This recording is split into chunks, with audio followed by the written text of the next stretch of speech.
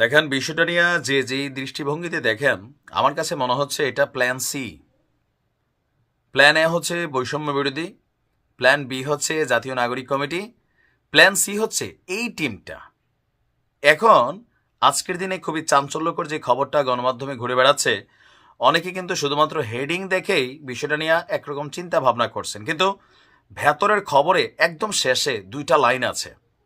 ওই দুইটা লাইন যখন আমি দেখছি তখন আমার কাছে মনে হয়েছে যে এটা প্ল্যান সি, টিম সি, আর সব কিছু মিলিয়ে আগামী দিনে যে নির্বাচন আসতে যাচ্ছে সেই নির্বাচনে রাষ্ট্র ক্ষমতায় যাওয়ার জন্য ছাত্ররা সর্বোচ্চ পরিমাণ পরিকল্পনা ফাইনাল করে ফেলেছে। দর্শক, জুলাই গণ অভ্যুত্থানে ছাত্র নেতাদের নেতৃত্বে আসছে নয়া ছাত্র সংগঠন। তবে প্রথমে আপনাদেরকে বলে দিতে চাই, বিষয়টা এমন না যে বৈষম্য বিরোধী ছাত্র আন্দোলনের সাথে এটার কোনো সম্পর্ক নাই, অথবা এটা নতুন আলাদা কোনো ছাত্র সংগঠন।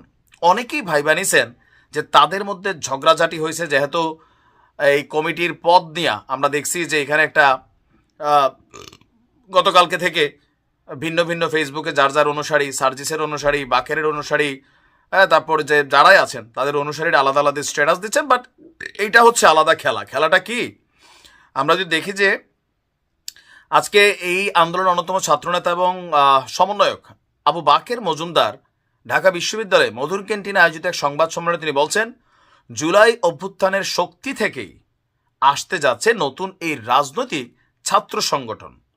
যেমন ধরেন ছাত্রলীগ, ছাত্রদল, ছাত্র শিবির, তাদেরও কিন্তু একটা সংগঠন হচ্ছে এরকমই যেটা আসতে যাচ্ছে। আর তাদের বক্তব্য, তাদের সংগঠনটি কোনো মূল দলের সাথে সম্পৃক্ত থাকবে না, এগুলা বলার জন্য বলা। আর এখানে ছাত্র শিবিরের একটা বড় কানেক্টিভিটি আছে, এটা তারা হাইড অ্যান্ড সিক যে খেলাটা, এটারও কিন্তু একটা অংশ এখানে কানেক্টেড হবে।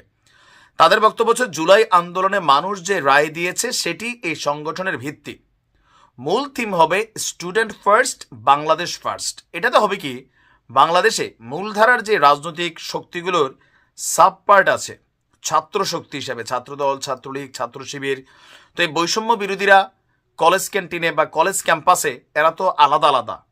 এখন এদের বাহিরে আরেকটা টিম তৈরি হবে যারা কলেজগুলোকে, বিশ্ববিদ্যালয়গুলোকেও নিয়ন্ত্রণ করবে। এখানে বলা হচ্ছে বৈষম্য বিরোধী ছাত্র আন্দোলনের সাথে এটির কোনো সম্পর্ক নেই। তারপর হচ্ছে নয়া ছাত্র সংগঠনটি স্বতন্ত্র হবে। আমরাও এটা বিশ্বাস করি না, কারণ সম্পর্ক নাই বললেই তো হয় না ভাই, আমরা বুঝি সম্পর্কটা কোথায় আছে। বাকেরের বক্তব্য যে এই আন্দোলনে বিভিন্ন মতাদর্শের লোকজন অংশ নিয়েছে, এখনও আছে। উদাহরণস্বরূপ তারা বলছে ছাত্রদল, ছাত্র শিবির, ছাত্রশক্তি, বাম, ডান, ইসলামী শিক্ষার্থী অনেকেই ছিল। তো জুলাই আগস্ট পরবর্তী যার যার যে জায়গা, ওই জায়গাগুলোতে ফিরে গেছে। বাট এর পরেও অনেক ছাত্রছাত্রী রয়ে গেছে যারা আসলে কোনো সংগঠনের সাথে কানেক্টেড না। তো এখন তাদের পরিকল্পনা বা তারা মনে করছে জুলাই অভ্যুত্থানে যে দুইটি অঙ্গীকার, ফ্যাসিস্ট ব্যবস্থার সম্পূর্ণ বিলোপ এবং নতুন রাজনৈতিক বন্দোবস্ত, মানে এই দুইটাকে বাস্তবায়নের মধ্য দিয়ে তারা এই ছাত্র আন্দোলনের কার্যক্রম তারা চালিয়ে যাবে। একই সাথে এখানকার সাধারণ শিক্ষার্থী সহ যারা একটি মতাদর্শ অনুসরণ করে, বিশেষ করে আপনার আমরা যদি দেখি যে জুলাই অভ্যুত্থানকারীদের মধ্যে যারা আরও সফিস্টিকেটেড ভিশনারি পলিটিক্স করতে চায়, ভবিষ্যতে পরিচ্ছন্ন রাজনীতি করতে চায়, তারাই এই ছাত্র সংগঠনটার উদ্যোগ নিয়েছে।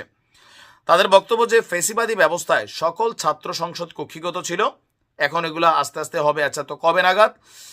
বলা হচ্ছে যে এখনো তারিখ এবং নাম চূড়ান্ত হয়নি। সরকারি বেসরকারি শিক্ষা প্রতিষ্ঠানগুলোতে যাওয়া হবে, গণতান্ত্রিক উপায়ে এটা নেতৃত্ব হবে। আর স্বতন্ত্র ছাত্রদের ঘোষণা নিয়ে অনেকে বলছেন, বাট আপনারা একটু ভালো করে যদি বোঝেন তাহলে বুঝে যাবেন। ডক্টর ইউনূস, বৈষম্য বিরোধী, জাতীয় নাগরিক কমিটি, নতুন যে রাজনৈতিক দল, সব কিন্তু একটা টিম, এর বাইরে কিছুই না।